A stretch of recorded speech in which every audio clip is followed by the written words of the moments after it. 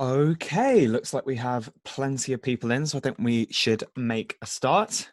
Good afternoon, everyone. Welcome to our Alport online workshop, the third time I think we've done this. Today we're going to be spotlighting the Lennon Lab. Thank you for joining us today. We're really grateful for your support. It's incredible to see that this technology is enabling us to connect to hundreds of people from all over the world with the latest research and scientific progress that has been made on Alport Syndrome. My name is Patrick, and I'm a patient and volunteer with Alport UK. By virtue of having the biggest microphone, I'll be your host for today. Today, we'll be hearing from 5 researchers from Rachel Lennon's lab. They'll each present for about 5 minutes, telling us about the lab and what they're working on. After each presentation, we'll have time for a few questions after that. Once we've heard from all of the researchers, we'll have time for a longer Q&A session to cover anything that we didn't cover in the initial Q&A. It is with great pleasure that I introduce Jeff Miner, who will be addressing the scientific questions as I pick up on the ones from patients. We're very privileged to have him, and we thank him for his time. I want to start up with our first speaker, Professor Rachel Lennon. But before that, I want to show you a video. The Lennon Lab at the University of Manchester pride themselves on patient engagement. By forming a community of patients, researchers, and supporters, we collaborate to accelerate scientific discovery in Alport Syndrome. They're one of the only labs in the UK that does this with Alport Syndrome. And I want to show you a quick example of what we did last April with them. That should be coming up on the screen now. There we go. This event in Manchester is a vital collaboration between Manchester University and the researchers in Rachel Lennon's lab who are working on Alport Syndrome. And one of the things that we really want to do is to engage the patients, particularly the younger patients who are the future of Alport Syndrome, in the research that the researchers are doing. I think it gives us a real sense of perspective when we come and meet young people with Alport Syndrome to understand the disease from their perspective, and that to us in research is invaluable. I think one of the problems with Alports is that because it's so rare, you don't get the opportunity to meet a lot of people with the same condition. So like with me, there's no one in my city that has Alports, so we have to come travelling to Manchester, and we get to meet new people. Sometimes I have to get pulled out of a lesson and I have to explain to my friends what's happening, and then my friends forget and then they ask me what's happened again, and it's just annoying for no one to speak to. What I'm always amazed by is just that curiosity and interest that young people have. And when we come together, we've got the opportunity for us to help that curiosity and to satisfy to a certain extent. I've gone and looked at the labs and I've understood about a bit what they do, and to know what is being done is very encouraging, and it gives me kind of lots of hope for the future. As patients don't get to see that side, and to humanize people, watch them moving liquids around and looking at things down microscopes, it's really interesting to feel involved in that process. We're introducing the idea that this disease is a lot bigger than you think, and with things like this we could expand it by helping people discuss their disease more, because there are some people who don't want to discuss anything like this. Right now it's not really that big, it's just a small group. But in the future, hopefully the groups get bigger and it's more well known and everyone knows about it. So then it's more comforting for people with Alport Syndrome. Well, that was an amazing day. Back when we could all have haircuts with ease. Before I introduce Rachel, I'd just like to give you a flavour of the other speakers that we've got up here today. Professor Rachel Lennon obviously is a pediatric nephrologist and group leader at the Lennon Lab, and she'll be starting off our presentation series with a little bit of a brief introduction about her lab. Our first presentation on research is from Nikki Koudis. She's a PhD student in the Lennon Lab, and she's looking at developing a kidney in a dish to understand more about the filtration barrier. After that, we have Louise Hopkinson, a PhD student focusing on using cells from patients with Alport syndrome to grow kidney tissue in a dish. Thirdly, we'll hear from Bernard Davenport, who's going to talk about 3D science and his work building a picture of the ear, which is extremely interesting. And our final speaker today will be Richard Naylor, a research associate in the Lennon lab, who uses fish to understand more about Alport syndrome. It's a bit of a favorite with patients because it's accessible enough for us to understand. Oh, I think our final speaker is Franziska Lausecker, research associate in the Lennon lab, and she's using an Alport mouse model to understand the disease progression. Rachel, would you like to introduce your lab to us? Of course, thank you. So let me first of all share my screen. Here we go.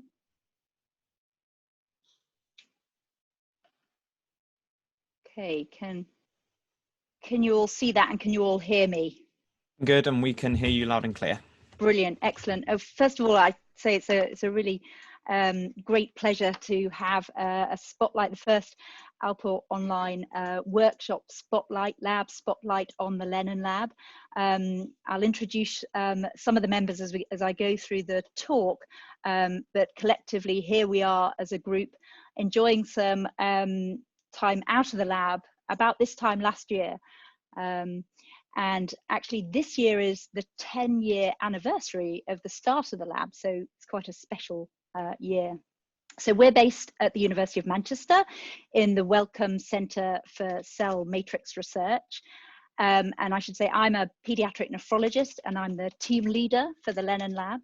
And as a kidney specialist, then naturally the focus of my lab is on the kidneys. So here's a beautiful image of our kidneys. This is something I persuaded my daughter Alina to sketch a number of years ago. Most of us are born with 2 kidneys, and each of our kidneys has about 1 million nephrons. So here's the structure of a nephron, and at the very first part of the nephron is this structure here called the glomerulus, or the filter. And the filter contains specialized cells and scaffolds that we call matrix. And it's made up of blood vessels. These are called capillaries, and I'm just outlining the structure there. And if we zoom in to the wall of this blood vessel and expand it out here, we can see a structure here that we call the filtration barrier, the glomerular filtration barrier. And on the next slide, I'm just going to go into more detail in terms of the components of that filter and that barrier. So we've known for many years, for decades, since we were first able to look down microscopes about very special or unique cells in this kidney filter. And I've highlighted the names of some of these, so podocytes and mesangial cells. We've got special cells that line the capsule called Bowman's capsule. And this surrounds this tuft of special capillaries. And if we zoom into the wall of the capillary, we can see that there are these pink cells called endothelial cells separated from the green cells, podocytes, and in between the two there's this structure here which is very important in Alport syndrome. So this is a basement membrane scaffold. We call it the GBM, which stands for the glomerular basement membrane. And what's quite remarkable is that our kidneys filter about 180 litres per day across this barrier and through these filters. And essentially, this is the barrier that prevents us from losing cells and large molecules such as proteins from the circulation across into the urine. And we know in Alport syndrome that this filter is abnormal, develops abnormalities in this scaffold, this basement membrane structure. And there's a particular protein component of this GBM called type 4 collagen, which is primarily affected in Alport syndrome. And this protein is quite complicated. It's made up, it requires 3 genes to make this one version of type 4 collagen. And those genes, I'm sure, will be familiar to many people listening. These are the genes that can be altered in Alport syndrome. So COL4A3, A4, and A5. And having a genetic variation or mutation in one of these genes can lead to abnormal basement membrane structures. And there are particular organs and systems in the body that are affected. So this type 4 collagen is really important in the GBM in the kidney filter, but also important in the cochlea, in the ears, and in the eyes. And this is not surprising given the way that Alport syndrome presents in patients. So if we want to understand a little bit more about Alport syndrome, we can look at the kidney. And I'm just showing you here on this slide some of the biopsy patterns that we see in Alport syndrome. Over the last 10 years, we've certainly moved away from doing kidney biopsies to using genetics these days to make a diagnosis. But if we do look at biopsy sections using the light microscope, then we can look at the pattern of the protein. So this is type 4 collagen, just using the gene names here. But this is the pattern of the protein that we can use by using fluorescent antibodies to label. And this is the pattern that we might see under the light microscope using particular stains. And this pattern is has a special name, focal segmental glomerulosclerosis. And that's a pattern that we're increasingly connecting with Alport syndrome. If we use, so this is using a beam of light to look at a piece of tissue. If we use a beam of electrons to look at a piece of tissue, then we can see at much higher resolution and power. So here is that structure that I was describing before, the capillary wall, the filtration barrier. And you can see that there's a red blood cell that is just working its way from inside the blood vessel out and down into the urine. And this is what we see when we dipstick test the urine, that there is blood and often protein leaking from the circulation into the urine. And over time, we see that this GBM scaffold becomes very thickened and abnormal, and that's a very typical feature of Alport syndrome. So over the next during the course of this evening, we're going to talk you through some of the ways that we're trying to understand more about Alport syndrome in the Lennon lab. And I guess one of the privileges of being a clinician scientist is that I can work both in the clinic but also in the lab. We're going to focus on the lab-based research tonight. And in particular, I've highlighted in orange the areas that we're going to cover with people's presentations. So in the green boxes here, it's just highlighting the areas that we want to, the questions that we want to try and understand or answer with our research. So we have questions about how do these basement membrane structures assemble, stay healthy, repair when they're damaged. And we've got a number of projects that are linked into that particular set of questions. And then we've got other questions about how these structures control blood pressure as the blood is circulating through those tiny capillaries in the kidney filters. And we'll hear about some of those, just snapshots of some of those projects that are ongoing in the lab. And we're going to start off with Nikki, who's going to present just immediately after me and talk about the work that she's doing with kidney cells in a dish. So I should say that Nikki is a PhD student in the lab, and she's been in the lab for the last 3 years. And I'm now going to hand over the screen to Nikki.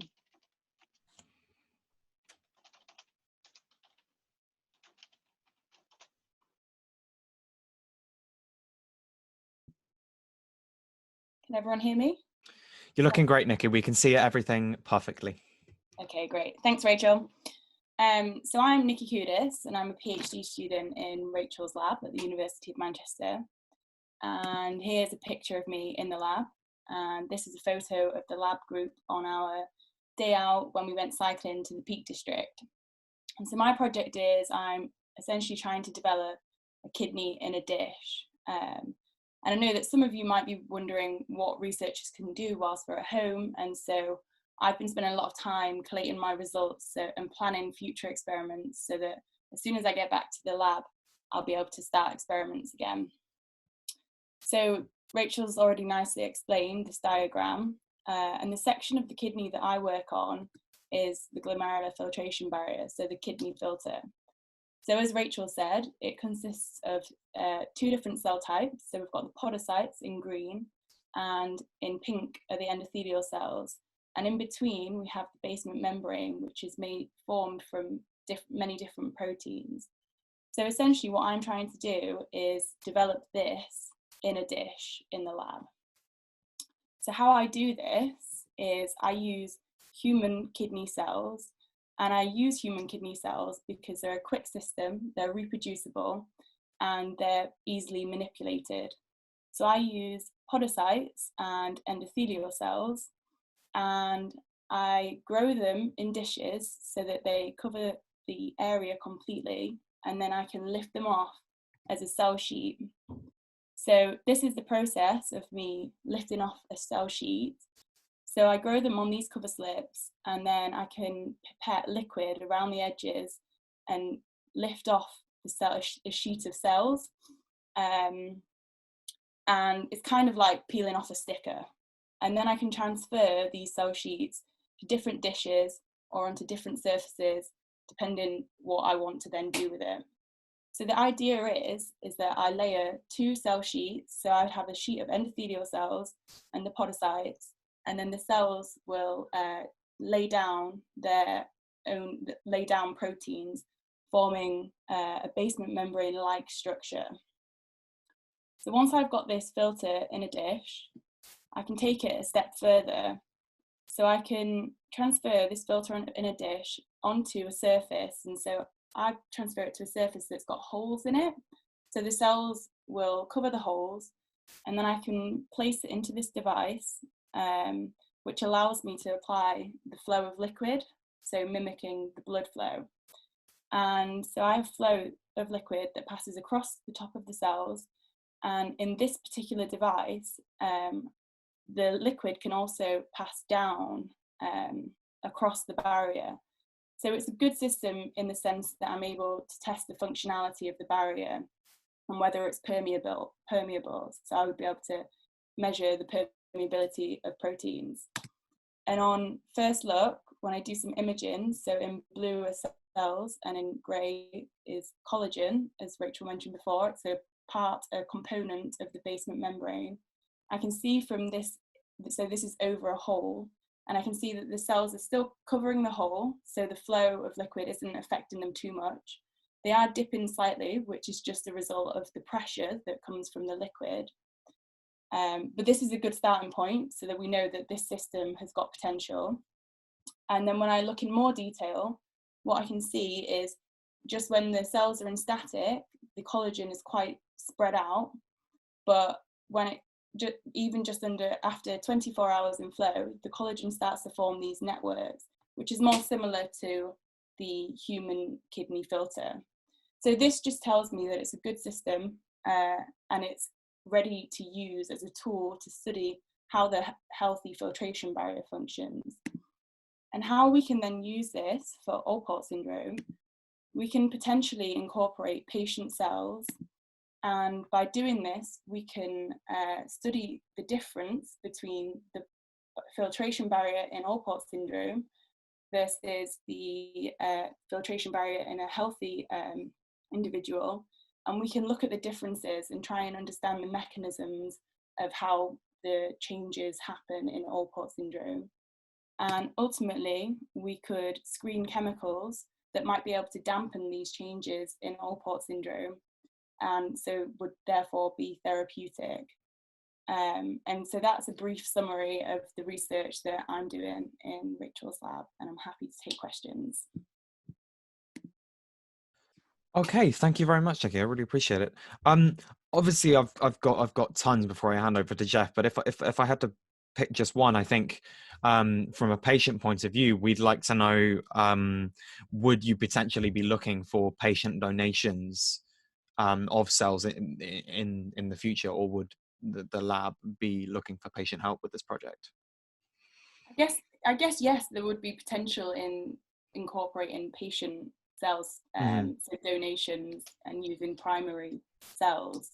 So we're not quite at this point yet. So there's still a bit of sort of optimization and manipulation to get to that point, but that could definitely be a possibility. Sure. And I guess for now you're getting the original cells straight from healthy patients, or are you able to grow them in the lab? So these are before implanting them into the system. Yeah, so these cells are immortalized cells.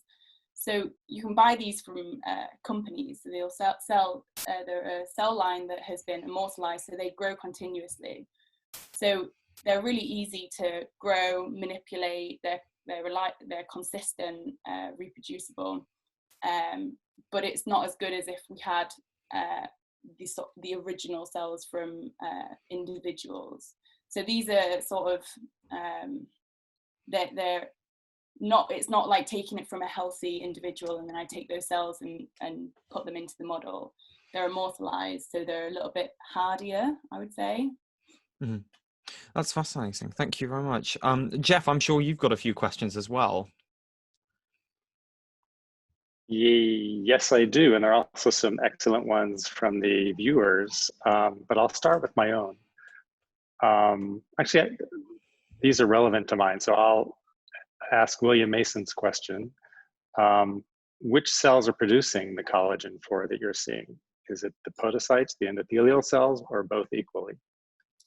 So I cannot give a definite answer as to which. I think we think it's predominantly the podocytes, but probably a contribution of both cells.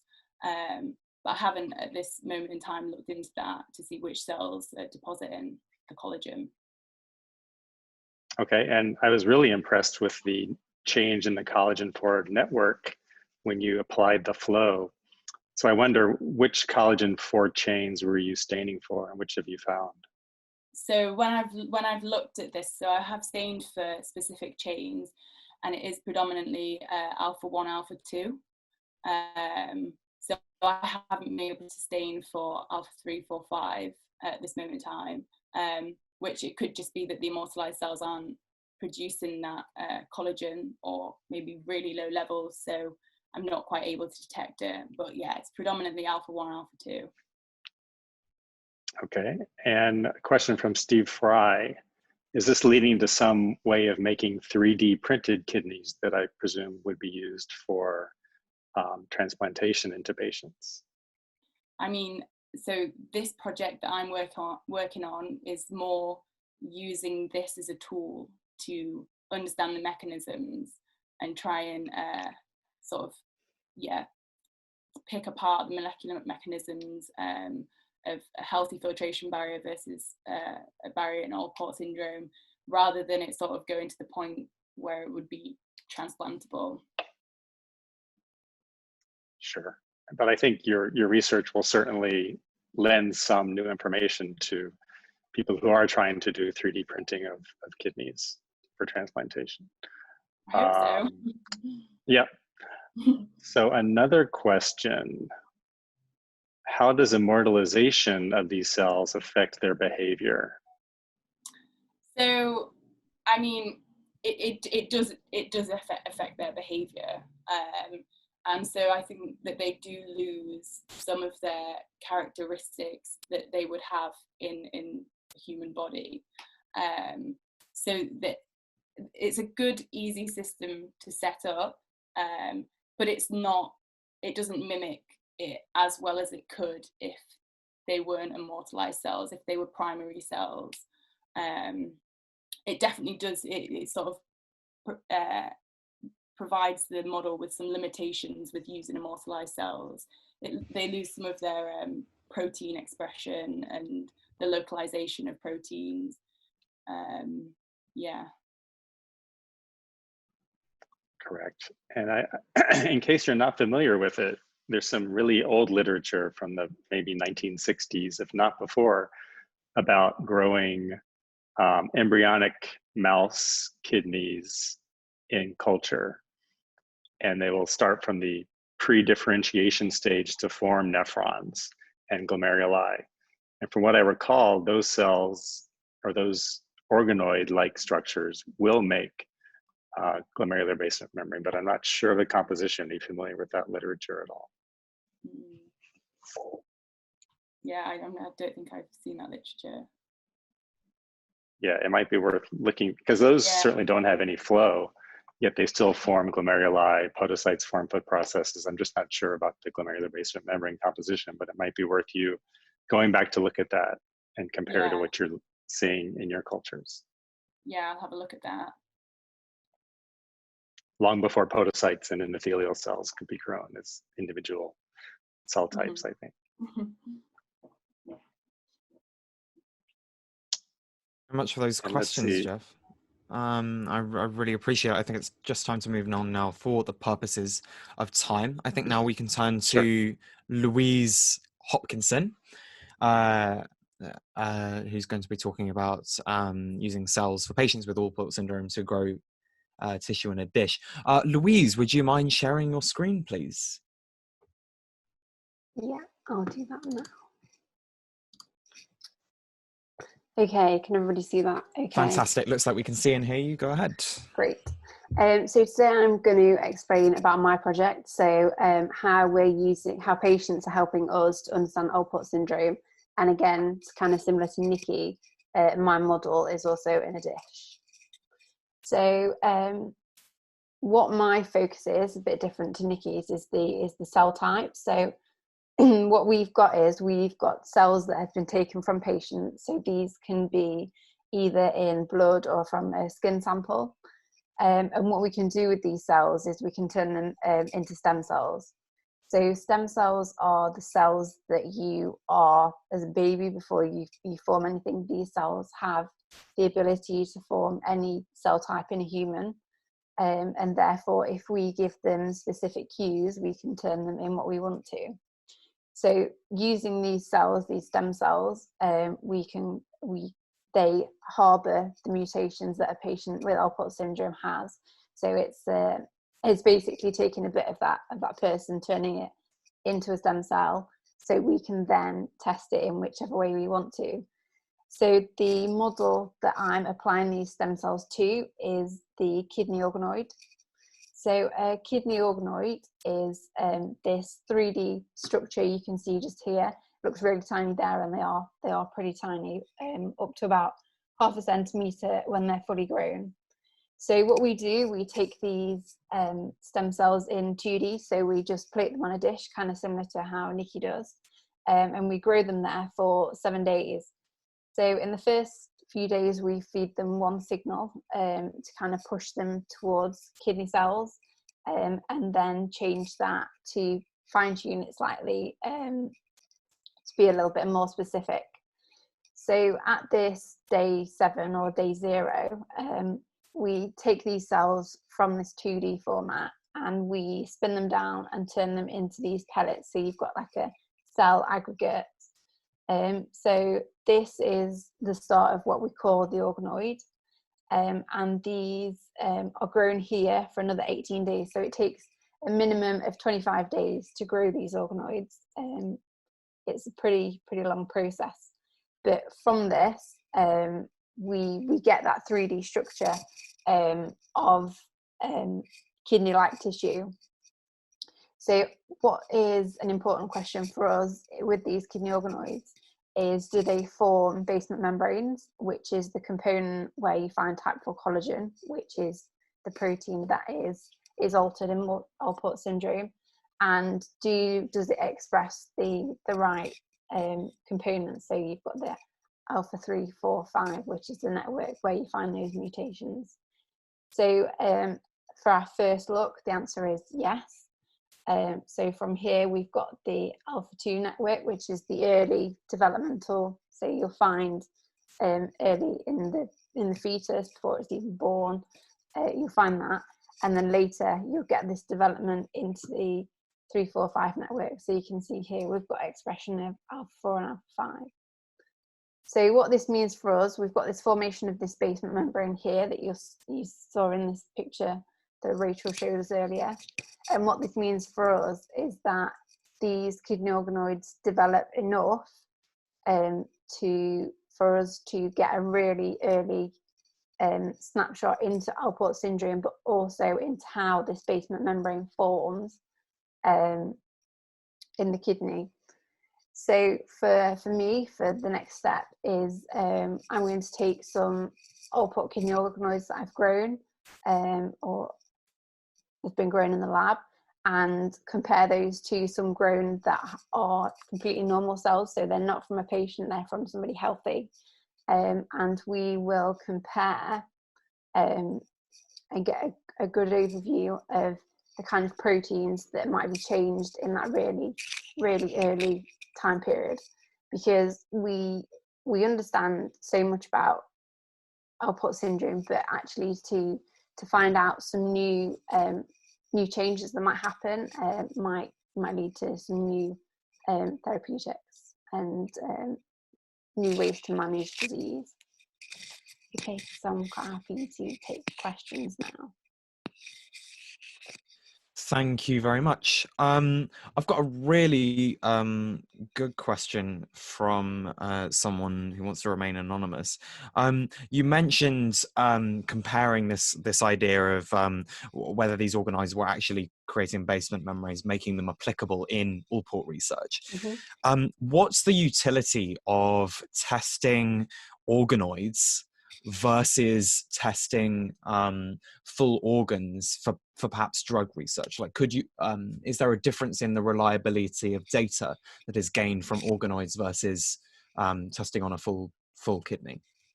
So there's definitely a difference in scalability, because to come across organs, particularly say Alport organs or healthy organs, is pretty rare.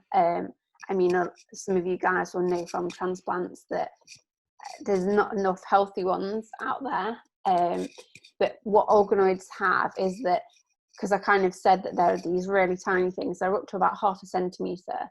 And although they take quite a long time to grow, I can grow 40, 60 at one time. So I could effectively test multiple drugs in one go if that's what I decided to do. There's this, you can scale up the production of this.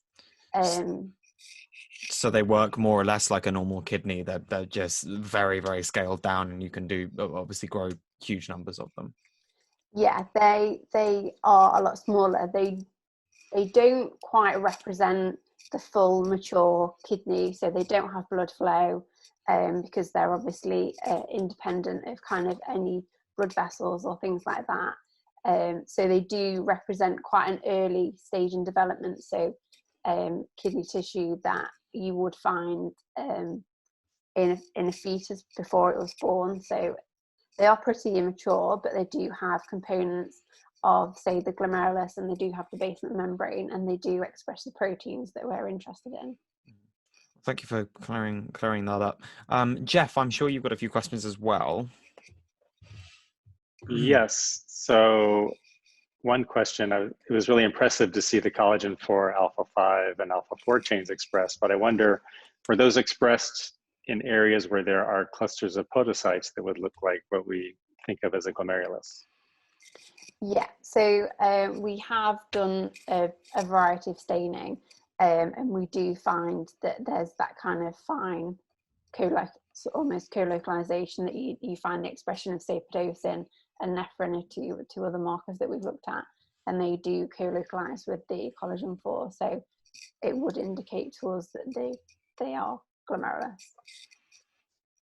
And I had a question from Susie Gear that I'll kind of paraphrase. Mm-hmm. So how much does the early development of these cells within the organoid mirror what happens in the embryo? And does the status of Alport syndrome even matter in that context of development? So from a disease perspective, at that stage patients haven't developed the disease, but actually what is really useful to look at is to understand, are there changes that are even starting to happen at that really early stage that could help inform what happens later, and potentially if we know that things start earlier, even before patients are symptomatic, that there might be processes that are happening that we can target to kind of delay disease progression. Yeah, I think it's important to make it clear to the patients that kidney development is a process that occurs, and then kidney function starts later, and the development can occur perfectly normally, but it's only the functioning kidney that might experience the defects that are apparent in Alport syndrome that eventually lead to kidney failure. So Alport syndrome is not considered, well, I guess it might be considered by some, but not usually a congenital disease, because usually things are quite normal early, except for maybe some hematuria. And that was really the only questions I had. Okay. I think then we can move on to Bernard Davenport talking about his 3D science, building a model of the ear. Bernard, would you mind sharing your screen?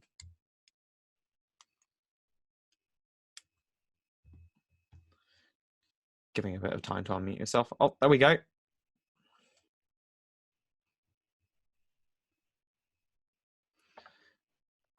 Fantastic. We'll just wait for the PowerPoint to come up.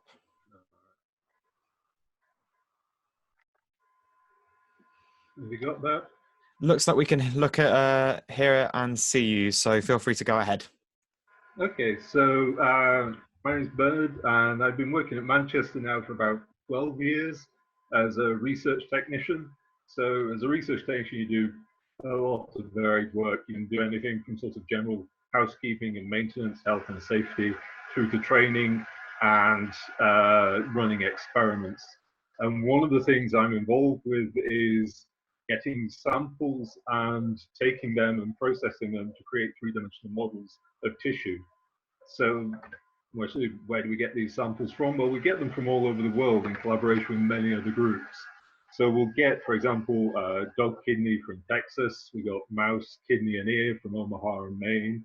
We've got had diabetic zebrafish from London. We've had non-Alport kidney models from Heidelberg in Germany and Haifa in Israel.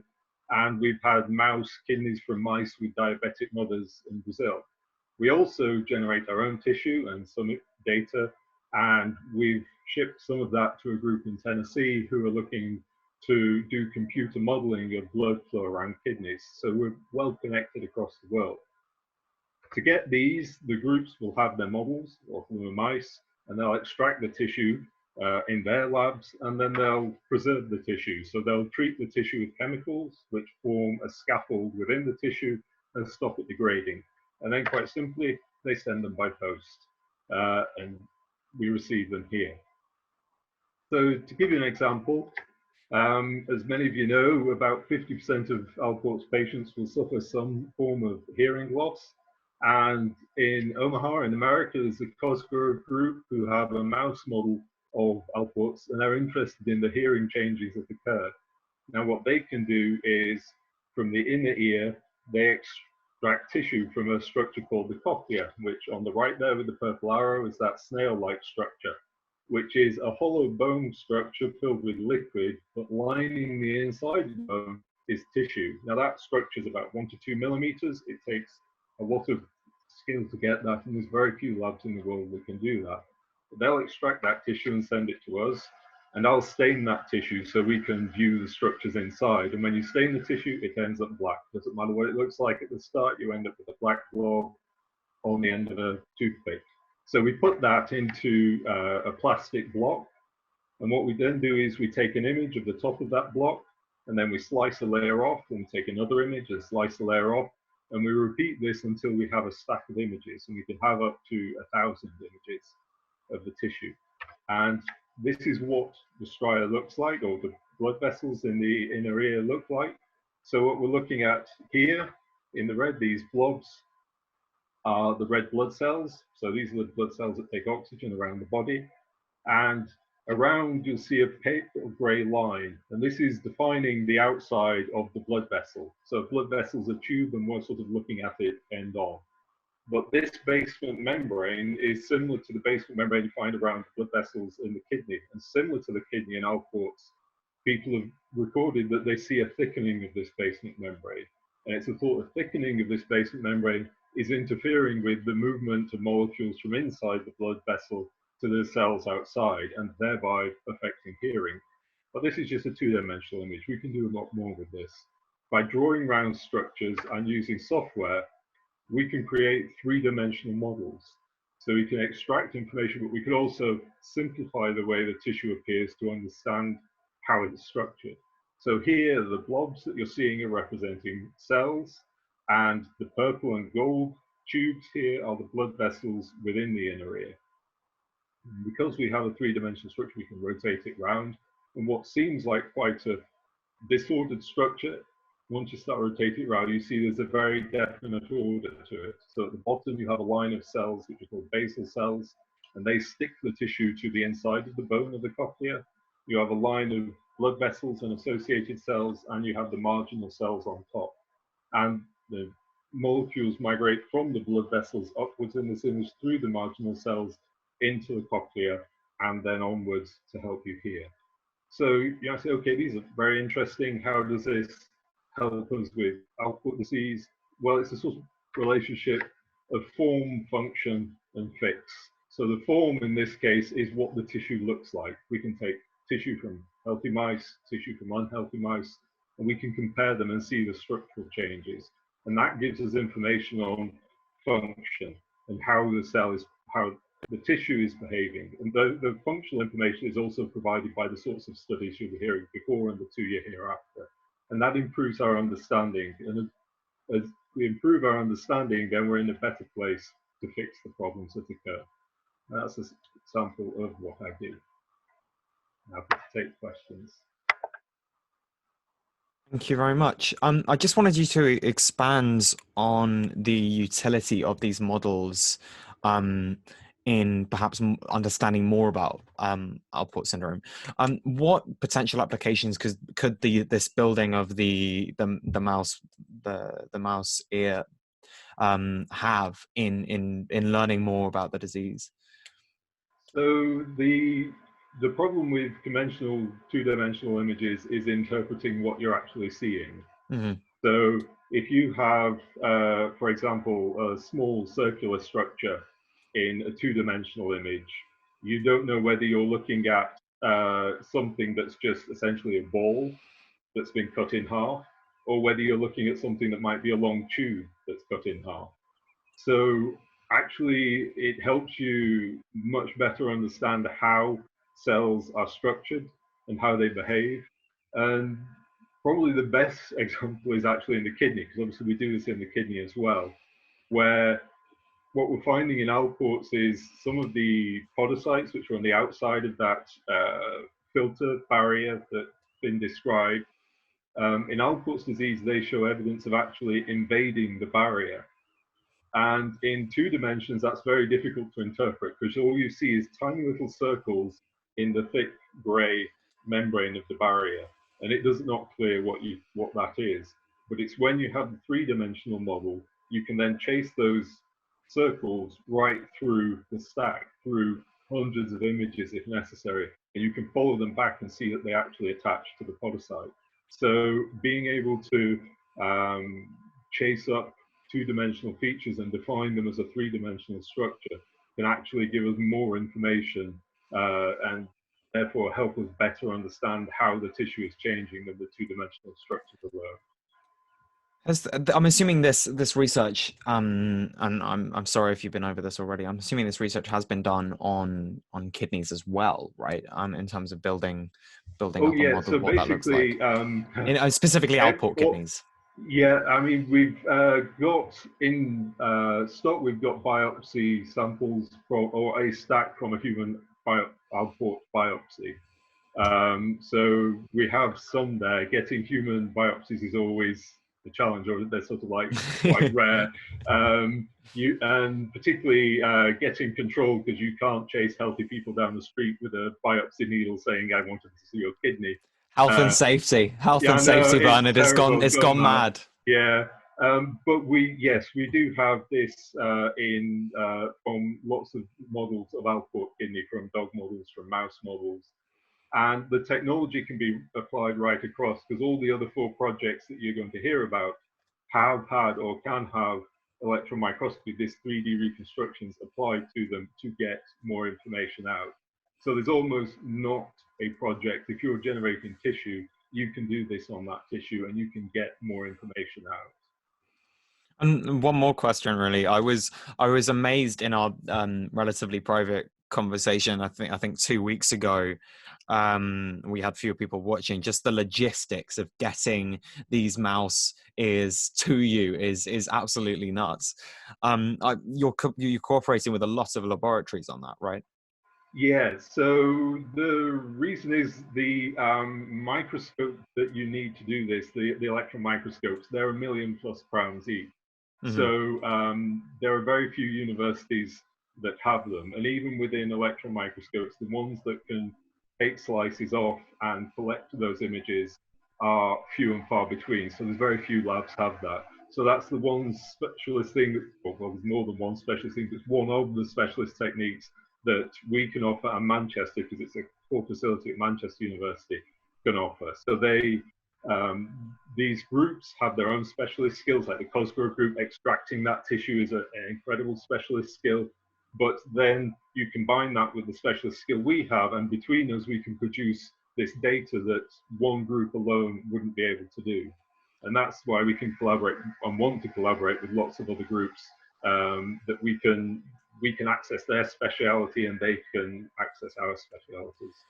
I think a huge takeaway from that for me is the value of international cooperation, and I think it's something that Alport community is particularly good at, specifically the Lennon lab as well.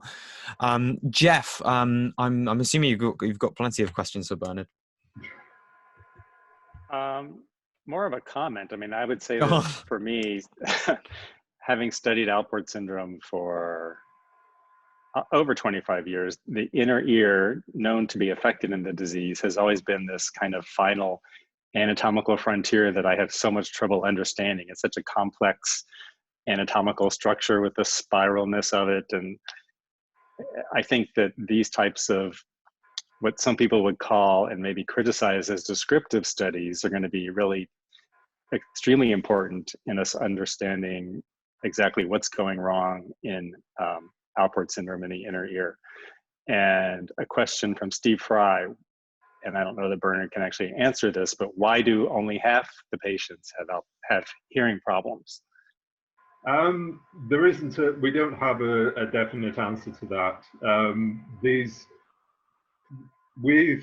Although we know the mutation that causes Alport disease, it's rarely in any system do you have a gene acting alone. There are lots of other genes that can influence how that behaves, and that can vary the severity of that. And because we're all genetically unique, the exact nature of those modifications to the disease vary between individuals. So we don't have a definitive answer to why that is happening in the ear, but it will be down to other proteins involved in the process of hearing loss, and the variation in those proteins between individuals will contribute to that. Yeah, and I think it will depend on the structure of the ear itself, because in the kidney, that's not true. Everyone who has a serious mutation in one of the collagen 4, alpha 3, 4, 5 chains will develop renal failure. There are but even there's exacerbating a difference in the progression of it and how fast it goes. Right. So maybe the patients, if they live 200 years, they might develop hearing problems. But yeah. As of yet, that's not going to happen for anyone. Okay, that's all from me.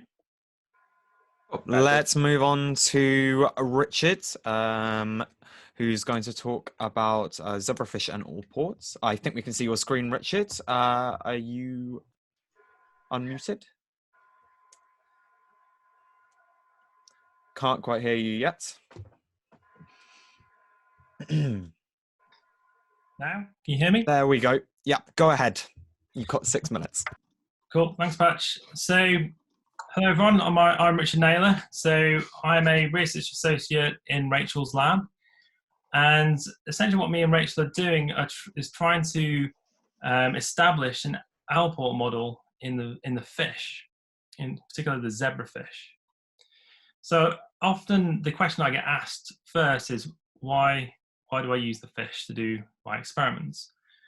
Well, the zebrafish is really easy and cheap to maintain. The larvae develop outside of the mother, and they are very transparent. So what that means is that you can actually visualize disease processes, or in a lot of the cases with zebrafish, developmental processes, much more easier because of the external development and the transparency of the embryos. Another reason why zebrafish are used is that the genome has been fully sequenced, and 80% of human genes are present in the zebrafish. So that makes hereditary diseases, such as Alport syndrome, potentially able to be modelled in the zebrafish. And the final thing I want to say about the use of fish in experimentation is that the zebrafish lays a lot of eggs. So 200 to 300 eggs are laid per week by every female. And this is important for something I'm going to get onto later in terms of screening. So I'll talk about that later. So if we go back to this slide that you've seen quite a bit now. So this is the glomerular filtration barrier that Rachel introduced, the podocyte foot processes, the endothelial cells, and this protein meshwork called the glomerular basement membrane. And we can actually visualize this by electron microscope, and you've seen a few of these, but hopefully you can see here that in the human, this is the structure that you're actually seeing. So this is the high power microscope image of the blood of the kidney filter in the human. So you see foot processes, GBM, and the endothelial layer. So one of the first things I wanted to ask when doing the study was, is this structure, this human kidney filter, also present in the fish? So to do that, I crossed the female with the male and got lots of progeny. And when you use the electron microscope, you can see in the filter, the glomerulus, which is located here in the embryo. This is like a bird's eye view of an embryo, about 2 to 3 days old. And you can see that the structure of the glomerulus, the filter, is identical to the human. So you have the podocyte foot processes, this GBM, protein meshwork, and the endothelial layer. So what this meant was that we have gone on to introduce genetic changes in the type 4 collagen genes COL4A3, COL4A4, and COL4A5 to create fish models of Alport syndrome. So we've now got our Alport model in the fish, but we need to do, what we want to do is a screen of drugs to see which drugs are able to prevent certain features of Alport syndrome. And we've now got our Alport fish model. What we need is an assay so we can determine whether there is actually any change in the severity of the disease in these fish, but when we apply different drugs. And so the approach we've used is to look at protein that's being urinated out by these fish embryos. So obviously, as many of you will know, a major feature of Alport syndrome is proteinuria, so protein in the urine. So what we've done is essentially put fish around about 4 days old into each of these wells. This is a 96 well dish, and each well has 3 zebrafish embryos. They're hard to see, but they are in there. And essentially, we leave those fish for 1 day, and then we take out about 1/4 of the media that they're swimming around in, and we perform a bioluminescence assay, because that will tell us the amount of protein. The protein that gets urinated out of the fish is bioluminescent. And here you can see some of the results of the luminescence. So this, if you look here, this is an uninjected controls. These are fish that don't have any changes in their Alport genes, and they have a small amount of protein, which is probably just background levels of bioluminescence. But if you look in these bar charts here, you can see that these are the 3 models that we have of Alport syndrome, and their bioluminescences scores are much, much higher. And so what this is saying is that the Alport fish is having proteinuria, and therefore it's recapitulating a feature of the human condition. So we're excited because we can now use this new assay, so as I mentioned, to do a drug screen.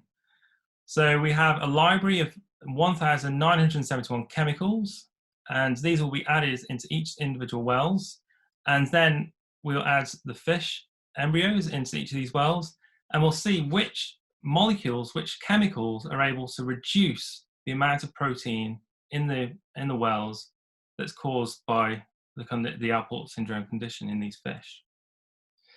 And these drugs are all FDA approved. This is an American authority that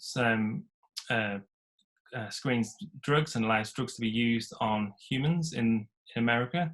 There's a similar authority in Europe. And essentially, as these are all FDA approved, these drugs are already ready to go in humans. So there's a potential that we could repurpose these drugs and give them to Alport syndrome patients in the future. So that's the end of my talk. So I'd like to take any questions. Sure. Cheers, Richard. What's the accuracy of drugs potentially working in zebrafish relative to humans? Could we extrapolate results from a zebrafish drug screen and go, well, actually, it's safe. There seems to have been an improvement in their EGFR. There has to be a lot of follow-up testing done. So there would have to be trials in humans to see whether it has the same effect. But there is a precedence of fish being used. So there's a drug called prostaglandin E2, and it was found in fish to increase a process called hematopoiesis, which is the production of cells in the blood. And that was found in fish, this prostaglandin E2, and it's now being used in patients in the clinic to promote hematopoiesis, the formation of blood in cord blood transplants. So there is a precedence for it working, and the hope is that once you found these drugs, they'll give you an idea of targets, but also those drugs, like you say, they could potentially be used, but there has to be a number of follow-up testing done to make sure that it's all working properly. Sure. I understand that. Just a quick one more question, because we're tight on time before I go to Jeff. What drugs, if any, have you been testing so far? What are you particularly looking at? Is there perhaps a class of drugs that might have potential in helping solve or aid the treatment of Alport syndrome? We haven't done this screen yet. Okay. We're waiting to get back into the lab after COVID. This is immediately as soon as we get back into the lab. In fact, we've only just really got this assay working properly, and we're going to initially test drugs that are already being used in Alport syndrome, such as ACE inhibitors. The theory being that if you add ACE inhibitors or ARBs, you may be able to reduce the amount of proteinuria.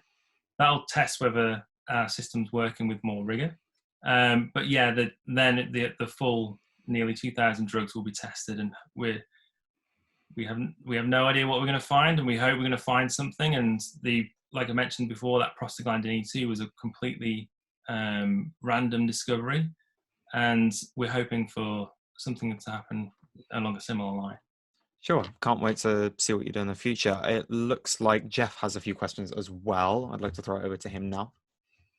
So the audience has some really interesting technical questions that I hope good. you'll give some very short answers to. Because first of all, can you measure GFR in a fish? No, it's very difficult. Yeah, I agree. So the fish that you're analyzing, can you just say a little bit about what stage the glomeruli are at? Are they mature? Have the podocytes fully differentiated? Yeah, so the fish are amazing because within 1 day of development, they've actually generated a full kidney. That's glomerulus and then also the tubules that come off the glomerulus. And by day 2, that glomerulus is functioning. It's filtering fluid from the blood and the filtrate is going into the tubules. So we're testing at day 4. Now we know at day 4 you have a fully mature glomerular filter. And so we've got it 2 days after it started. So we believe that it's fully mature at that stage. So your proteinuria assay was at day what? Day 4 to day 5, there was the period that they did the process. Okay, great. And how long will it take you to get through this library of 1,971 drugs? It depends on my thumb. So I'm going to do a lot of pipetting, but it's going to be, I've got a schedule and I'm hoping about 8 to 10 weeks. 8 to 10 weeks, okay. Very fast to get through that many drugs. And is hydroxychloroquine part of that library? I don't know. Okay. Hopefully people may have had a laugh out of that. Oh no. Oh well. And finally, how long do these Alport fish live? Do they have a reduced lifespan? Have you gotten that far yet? They are able to get to breeding age, which is 3 months. And the thing about the fish is that they're unlike humans, that they can regenerate. They undergo this process called neonephrogenesis. So when the filters aren't working properly, they just make a whole new nephron. So what we're actually going to do is we're going to see if the number of nephrons, that's the complement of nephrons in the fish kidney of the Alport, is statistically higher on average than in a normal fish, because we anticipate that because the glomeruli probably aren't working optimally, that they'll start to make new nephrons just to try and compensate for that. So the fish survive to adulthood. Great. I think that's all, Patrick. I guess if the trials fail in the fish, we have a president of the United States who's willing to try anything. We have our final speaker before Rachel, and that is Franziska. Would you mind sharing your screen now?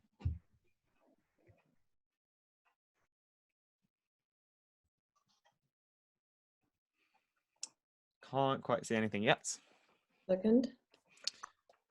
There we go.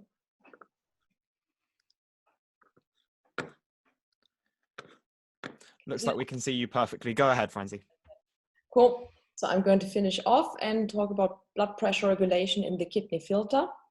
And as you've heard before, we're interested in diseases affecting the kidney filter in Rachel's lab. And so we've seen that picture before of a healthy filter, which has a really sophisticated structure, and its maintenance is crucial for kidney function. Upon different kind of causes, as inflammatory or genetic causes, including Alport syndrome, the appearance of this filter really changes. So from these nice cell protrusions sitting on the membrane, they are all flattening out. And the membrane in between the two cell types, they show areas of thickening and also thinning. A feature of this diseased filter is now that the filter is leaky and protein is leaking into the urine, and it demonstrates impaired kidney function.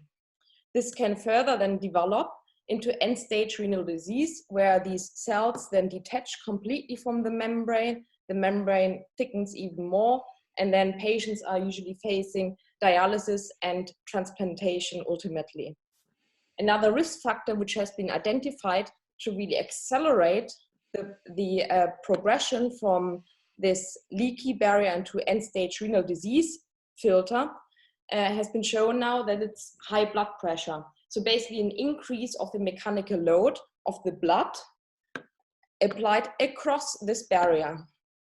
It's also shown by the use of ramipril, which is a drug usually applied to patients with these filter diseases, and that reduces this mechanical load and the blood pressure and helps to keep the kidney in a disease stage, but not progressing to end-stage renal disease. And in my project, I really try to understand the interplay of how high blood pressure or variations in the blood pressure affects the disease progression here. And therefore, we need a model to study Alport syndrome to then see how is blood pressure affecting the disease progression. And different to Nikki and Louise, we can't really use cells in that context because we need a blood supply, so a heart, so we need a functioning organism. So therefore, we are using an Alport mouse model. We got that in collaboration with the Harvard Institute in London, and these Alport mice have a collagen 4 alpha 5 mutation. So what can we scan now and screen for in these Alport mice? So I'm giving 2 examples. What I'm looking at usually in these mice. So one thing is to monitor the kidney function. How do we do that? Therefore, similar to patients that go into clinic, we need a urine sample to look. Do we see any albumin or protein in this urine, which indicates a leaky filter? However, that's not so easy when you're working with mice. Normally, they are housed in one big cage in a group of 5 or 6 mice together. But to get individual samples, I need to separate them out into a complete empty, clean cage. And then I sit there and wait until they pee. And then, if I'm lucky, I get a bit of a urine sample, which I can then collect by pipetting it, as you can see here with a pipette, into a little sample tube, and then analyze whether I can see any protein in their urine. And these Alport mice, we now have in Manchester, show what we expected, similar to human Alport syndrome, a progressive protein in the urine, which increases with age, actually. Another feature we are looking at is usually the appearance of this filter, what we've heard before. Therefore, we are using microscopes. That's me, my little microscope room, nice dark room, and I quite often spend hours and hours there. And then I can look at the appearance of this filter unit and look whether specific proteins are localizing there, yes or no.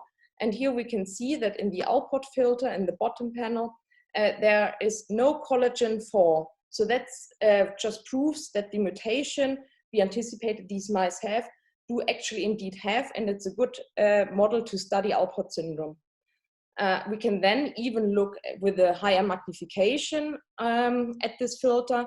And what you see in the healthy filter, there are these little protrusions sitting on the membrane and a nice smooth membrane. In the Alport filter here, indicated by the yellow arrowhead, we see these thickening areas or thickened areas of the barrier. So therefore, this Alport mouse is now a great tool for me to study the role of blood pressure. And how can I do that now? I can lower the blood pressure by giving these mice ramipril, for example, or also increase blood pressure by different kind of approaches. And then I can look at the kidney function, looking at urine and protein in it, but also at the appearance to then learn more about the mechanism, how blood pressure affects really these cells and also the membrane in Alport syndrome. And therefore, if we then understand how the blood pressure affects kidney function, we hope that we can develop new therapies to treat Alport syndrome. Thank you. I've just got one question, really, just conscious of time. Are you able to explain by testing this some of the variations between male and female presentations of the disease? Because what we patients see is a very big difference between how women experience Alport syndrome and how men do it. Yes, I've just done that recently, actually, with these mice. So I've not only collected the commonly used male mice for these studies because the males are in the X-linked mouse usually affected, but I also collected urine from female mice, and they also showed protein in their urine, but that showed much later and of age. So I think around 16 weeks of age, they had half the amount of protein in their urine. So it just really shows that even the female mice can also be affected. Interesting. I guess that's what we're increasingly seeing in women with Alport syndrome. Jeff, it's over to you. Thank you. That was really a nice explanation of how many of us are using mice in our studies of Alport syndrome. One question about blood pressure and ACE inhibition, and from what I'm told by real nephrologists, of which I'm not an expert in physiology either, but it seems that there are some drugs like ramipril and angiotensin receptor blockers might be able to block or lower blood pressure systemically, but the glomerulus might have a way of increasing its own blood pressure, some sort of its own regulatory system. Can you address that issue? I guess it's really difficult to monitor blood pressure in the small capillaries in the glomerulus.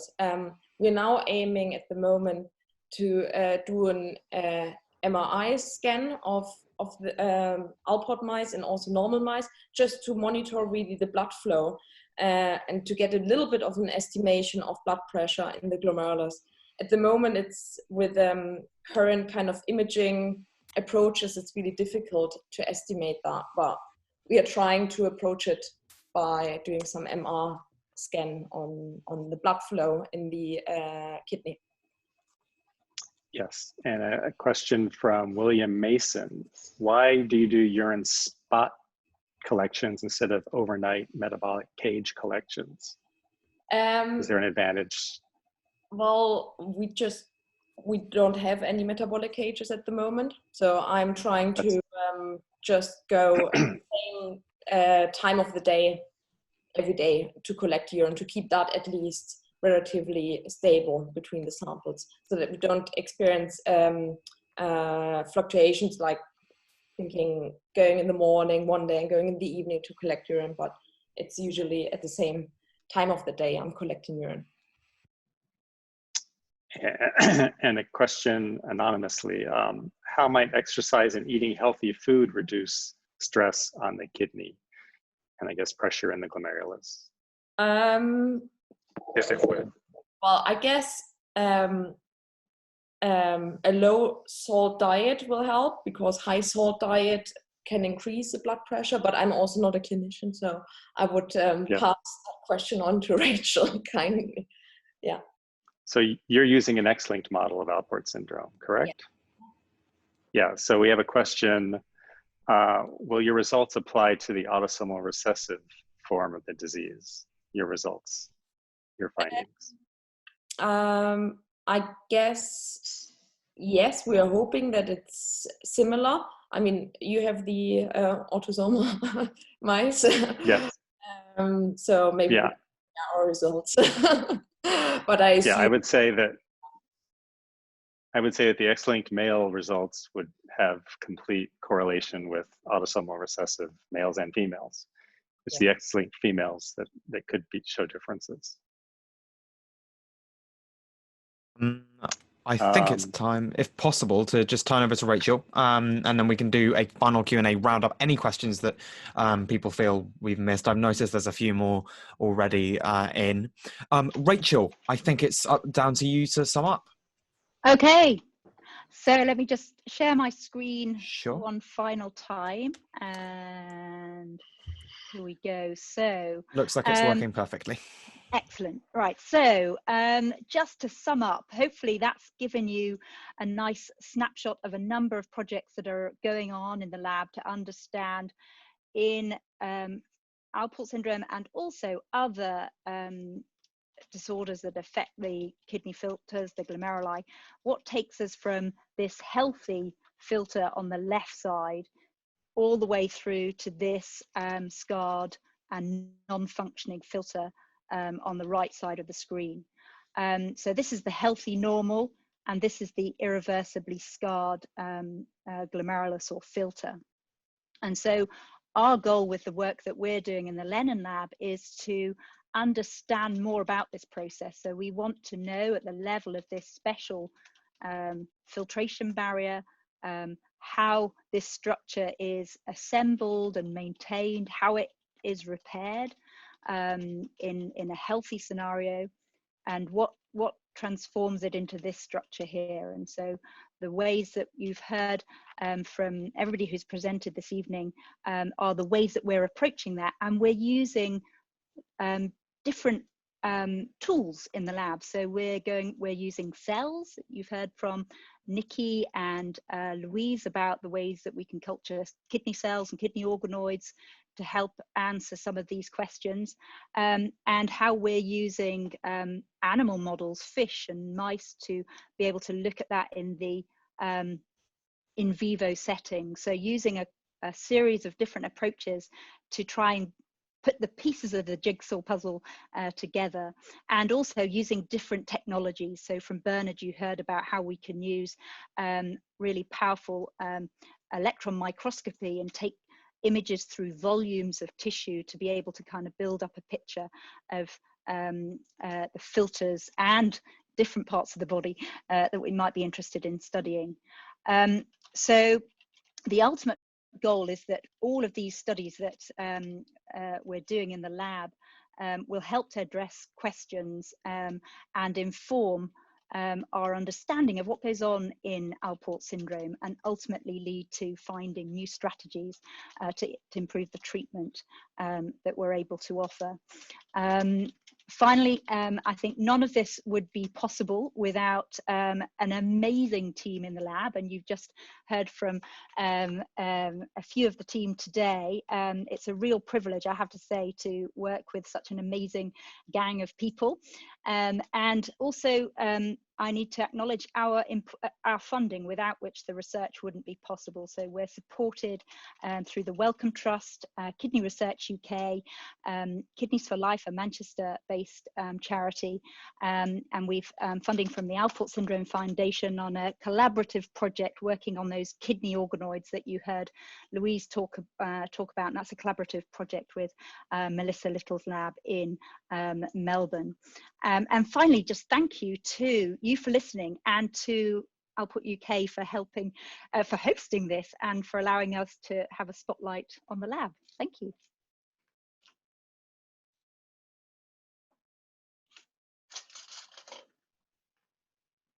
Yikes, wasn't unmuted. Thank you, Rachel. It's an absolute privilege to be able to listen to this sort of stuff from my bedroom.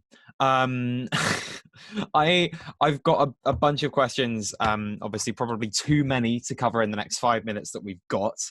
The chief one that I had is that what we're seeing is a bunch of research on various different parts of Alport syndrome.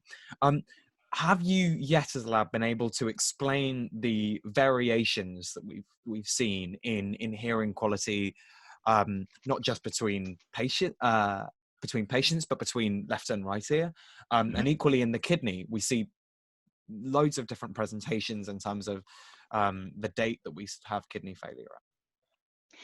Yeah, it's a really good question. I guess Bernard touched on this a little bit earlier, and mentioned that whilst we do have an understanding of the genetics, and we can, now robustly do genetic testing in many parts of the world, that gives us some information. But there's still lots of other factors that we still need to learn about. And Bernard talked about other genes that might modify the course of Alport syndrome, and therefore modify the effects on hearing or on the kidney. But there's also other effects from the environment that we live in that can also influence the kidney, the progression of the kidney disease and the hearing. So for example, we had a question about exercise, healthy eating, diet, and so on. And I thought this would be your area, yes. so there are a number of factors that we know can accelerate the decline in kidney function with Alport syndrome in particular. And so having blood pressure that is higher than normal and that's pressure that we can measure by putting a cuff around the arm. So that's what Jeff called the systemic blood pressure. When that's high, we know that there's a more rapid decline in kidney function. So that's something that we can look for in the clinic. We can measure people's blood pressure, and when it's too high, we can use treatments to bring it down. Often we're starting that treatment at an early stage where young people and children don't have high blood pressure. And there we think we're probably influencing the pressure in those tiny blood vessels in the glomerulus. So have I answered your question there? Yeah, sort of, yeah. Okay. So both genes and environment affect these different. Sure. And something else from Berna's talk that I kind of picked up was that there are similarities in the way that the disease impacts both the kidney and the ear. Bearing that in mind, would it be theoretically possible, and I know from your research you haven't really looked at drugs too much, would it be theoretically possible to treat Alport's battling both the problem in the ear and the kidney simultaneously? This would be marvelous, and if we sure. And I think, you know, in all, so I guess we still need to understand more about the similarities and the differences in how the genetic changes in Alport syndrome affect both the kidney filter and the basement membranes in the ear. And if there is an overlap, there's a potential for one drug to have a positive effect for both the kidney and the hearing. And so that comes down to trying to understand, for all of the research we're doing, we're trying to understand what are the mechanisms that cause the disease to progress. And if we understand the mechanisms, we've probably got a better chance of finding ways to influence or interrupt the course of the disease with treatment. Fantastic. Thank you so much, Rachel. I'll leave it to Jeff to ask any more questions that he might have as well.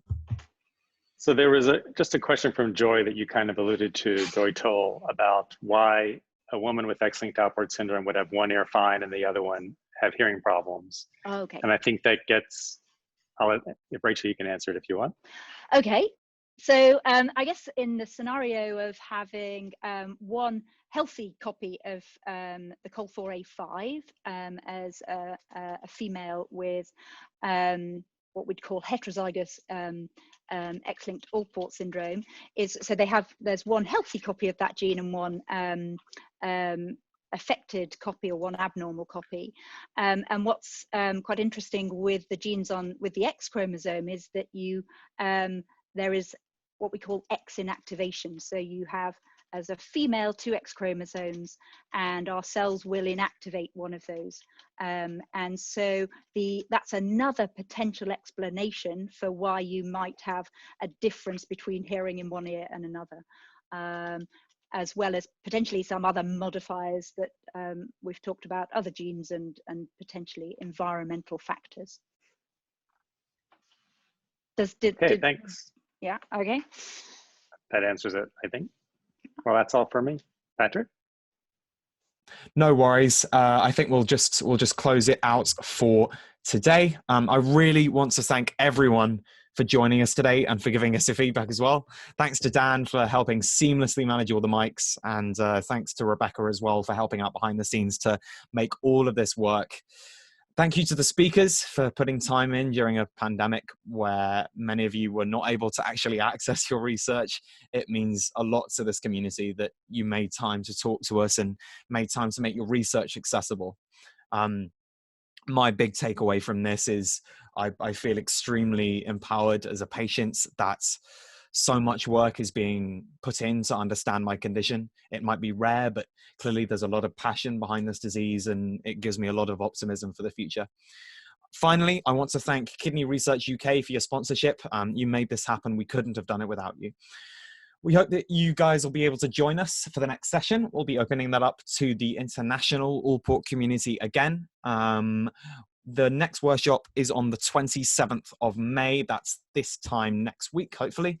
We'll be doing a deep dive on Alport in response to our recent survey requesting topics of interest. For those of you that didn't catch the whole talk, we're going to share a video of our session on the Facebook page, the whole thing. That will be out probably tomorrow. It'll also go out by email. And all that remains for me to do is to wish you a lovely evening, wherever you are, and hope that you stay safe. We'll see you next week.